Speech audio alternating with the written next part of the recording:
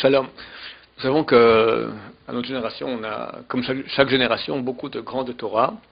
Et on peut dire une des forces montantes de cette génération, et encore un peu jeune, il n'a que 70 ans et quelques, c'est le Rav Chaim Kanievski à Bnei Brak, qui est un monsieur qui connaît toute la Torah, qui a Ruach HaKodesh, un grand monsieur. Pourquoi je dis qu'il est qu'une force montante? Parce que son beau-père, c'est Rav Eliashiv, qui lui est vraiment un des top nec plus ultra de la génération. Lui n'est que le gendre, d'accord? Comme j'ai dit, il n'a que 70 ans et quelques, donc il est encore jeune.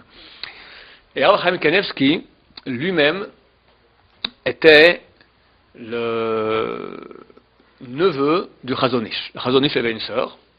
Sa sœur mariée avec le Rav Yaakov Israël Kanievski, qu'on appelle le Stipler. Le fils du Stipler, c'est Rabbi Chaim Kanievski.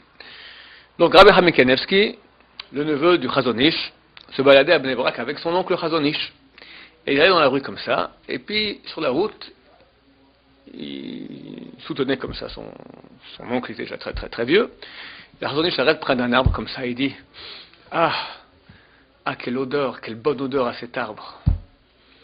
Bon, et puis après ils reprennent la route et ils vont jusqu'au chez le Chazon Ish. Bon, Rav Chaim revient sur la route tout seul. Il approche de l'arbre et il respire près de l'arbre, en haut, en bas. Ça sent rien du tout. Qu'est-ce qu'il a cet arbre-là? Pourquoi un arbre qui sent quelque chose de bon? Il ne comprend pas. Et un jour il a appris. Il s'avère que les élèves de la yeshiva de Ponovitch, dans la récréation, ils sortent, ils allaient près de l'arbre, et là-bas, en se tenant sur l'arbre, ils répétaient par cœur tout le shiur qu'ils avaient entendu. Donc cet arbre-là, il était imbibé de paroles de Torah.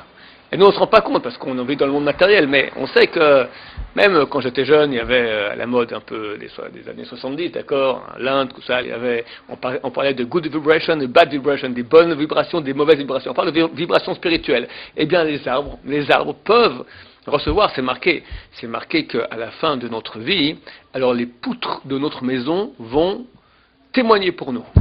Les poutres, en bien ou en mal. Tu as fait la shonara, il y a des choses que personne ne voit, que les poutres voient, mais elles voient très bien. Alors, les petits-enfants ne comprennent pas quoi les poutres ont des enregistreurs. Aujourd'hui, on sait très bien que tout a une empreinte. On voit qu'on peut filmer, on voit qu'on peut enregistrer, il y a aussi des empreintes spirituelles. Et tout se grave dans les bandes électromagnétiques des poutres. Et un arbre aussi peut, comme ça, enregistrer des paroles de Torah, et une personne comme le Chazon Ish, qui est sensible à la spiritualité, peut sentir ces paroles de Torah. Bonne journée.